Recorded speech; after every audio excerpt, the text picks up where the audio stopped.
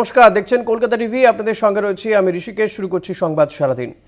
সর্বভারতীয় সভাপতির সঙ্গে গুরুত্বপূর্ণ আলোচনা হয়েছে বলে দাবি দিলীপ ঘোষের। 26-এর ভোট, সংগঠন, প্রস্তুতি সব নিয়ে কথা। প্রতি 3 বছর অন্তর বিজেপিতে সাংগঠনিক বদল হয়।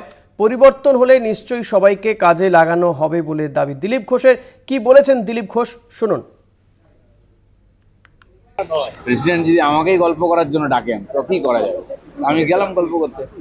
যাই হোক, সংগঠনের ব্যাপারে ডিটেলস কথা হয়েছে, পশ্চিমবাংলার ইলেকশনের প্রস্তুতি, সংগঠন, বাকি বলেছেন যে জোরদার কাজ করুন, এটা বলেছেন।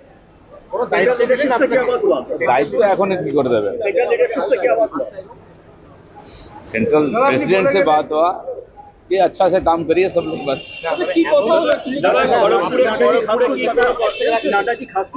মোদির বৈঠক ছেড়ে দিল্লি যেতে হয়েছে মানে এটা খুব খুব ইম্পর্টেন্ট কিছু একটা। হ্যাঁ, ইম্পর্টেন্ট ছিল। সেখানে কোনো পদ সর্বভারতীয় সভাপতি যখন ডেকেছেন নিশ্চয়ই ইম্পর্টেন্ট, এবং সব ব্যাপারেই কথা হয়েছে ওনার সঙ্গে। हाँ, सभी खास था, प्रेसिडेंट तो खास ही बोलते हैं। नहीं, সেই জন্য আমার মনে হলো যে আমি গেলে আমাকে কোথায় রাখা হবে সেটা ঠিক করতে পারছে না, সেই জন্য শেষে আমি ঠিক করেছিলাম যাবো না। তারপরে মাননীয় সভাপতি ডাকলেন, আমি দিল্লি চলে গেলাম। খড়গপুরে কি কোনো কর্মসূচি আছে?